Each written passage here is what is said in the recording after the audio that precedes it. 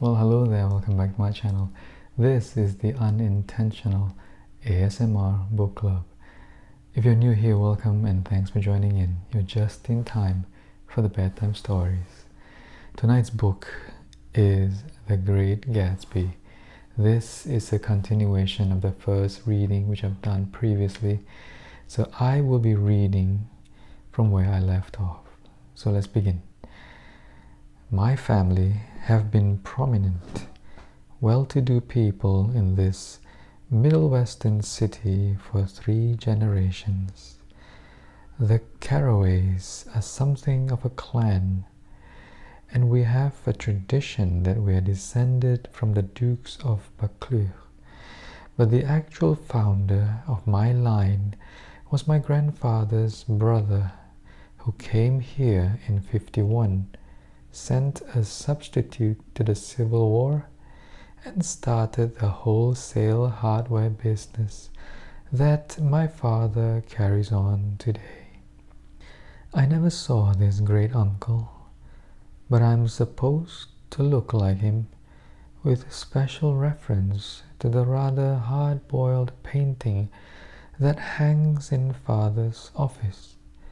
I graduated from New Haven in 1915, just a quarter of a century after my father, and a little later I participated in that delayed Teutonic migration known as the Great War.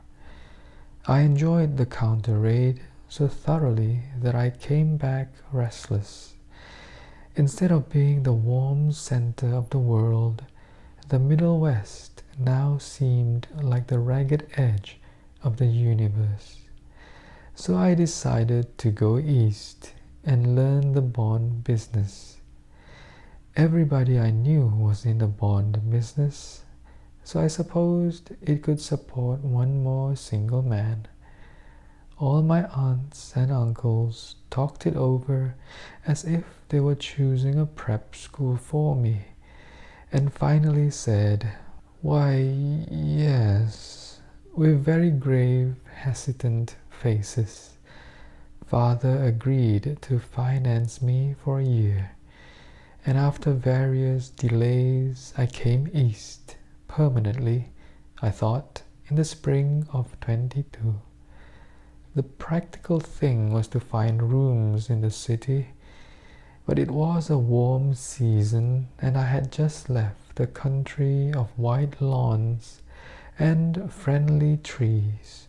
So when a young man at the office suggested that we take a house together in a commuting town, it sounded like a great idea.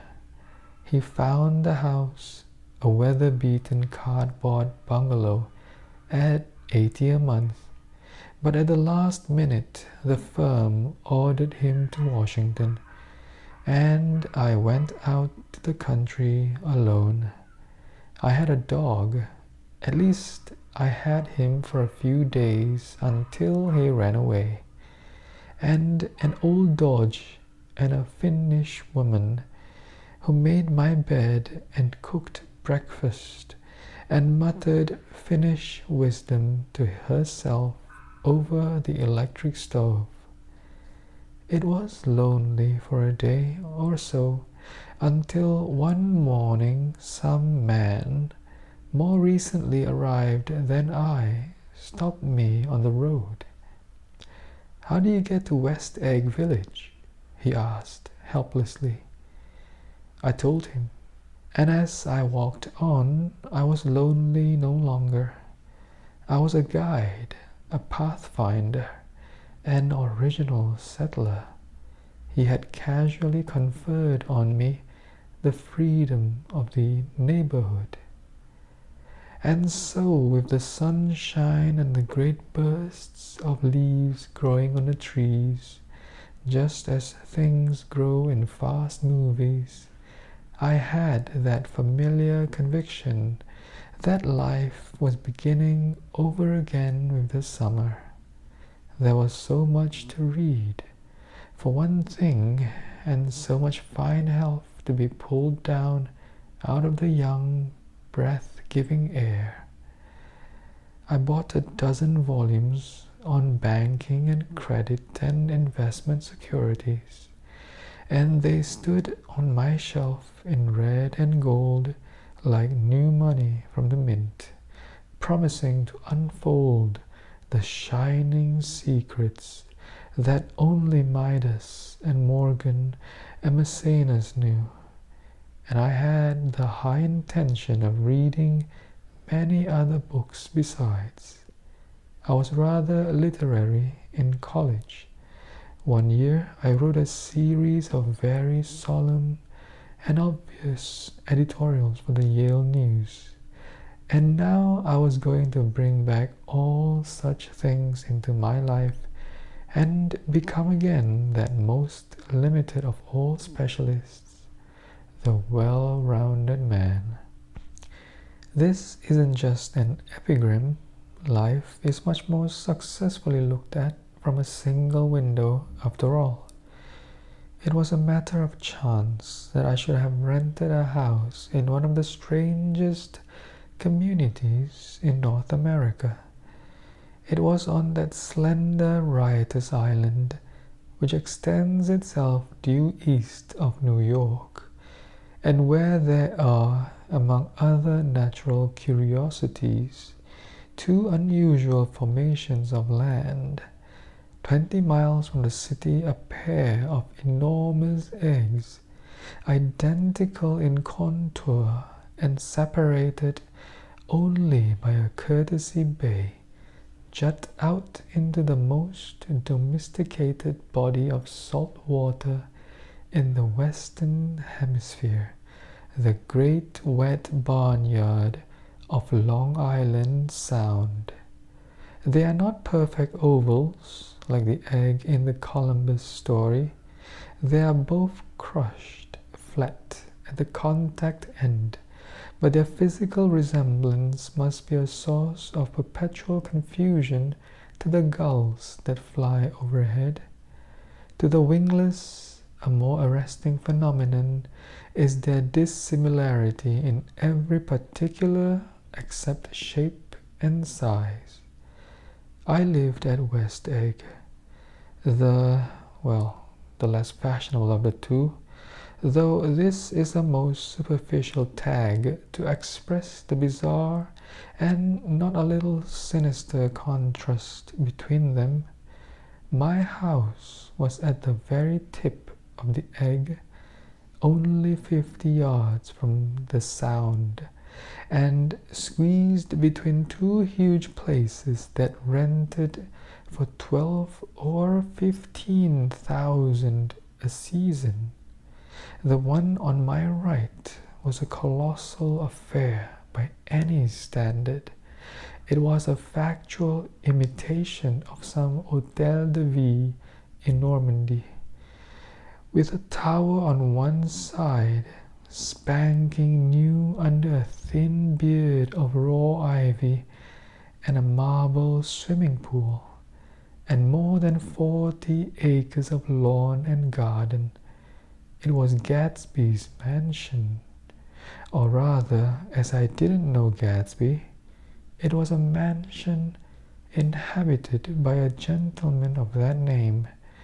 My own house was an eyesore, but it was a small eyesore, and it had been overlooked, so I had a view of the water, a partial view of my neighbor's lawn, and the consoling proximity of millionaires, all for $80 a month.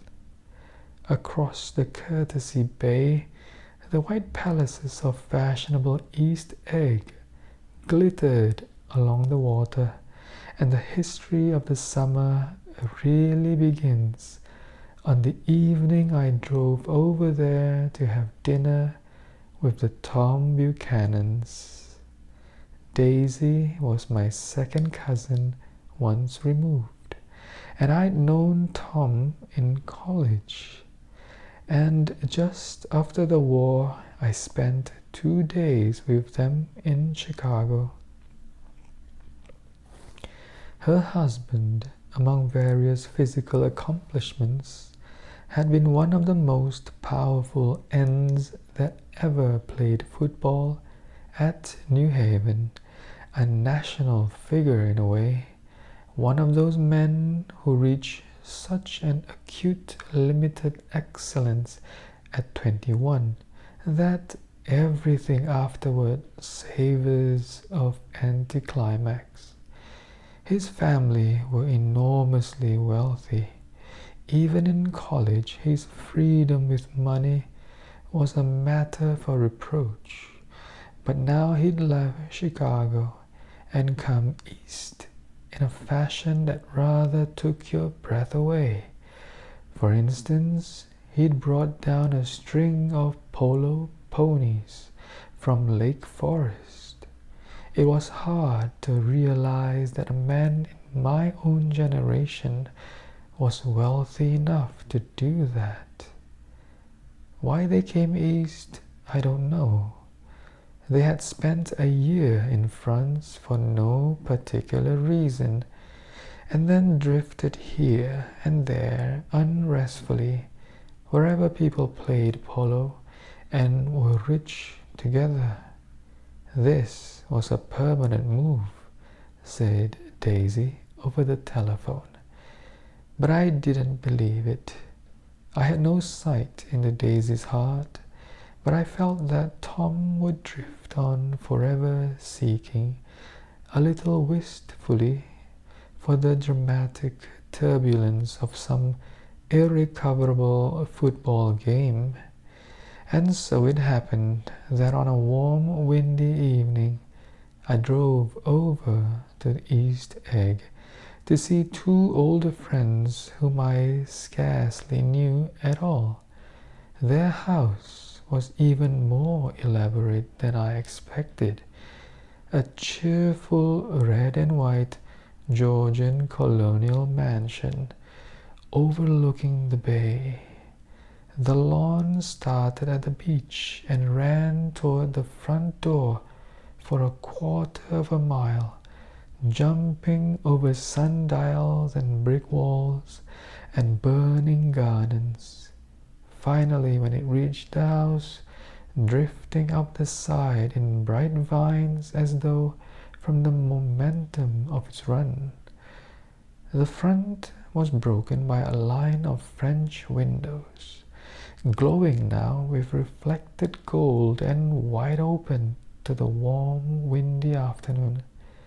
And Tom Buchanan, in riding clothes, was standing with his legs apart on the front porch. He had changed since his New Haven years.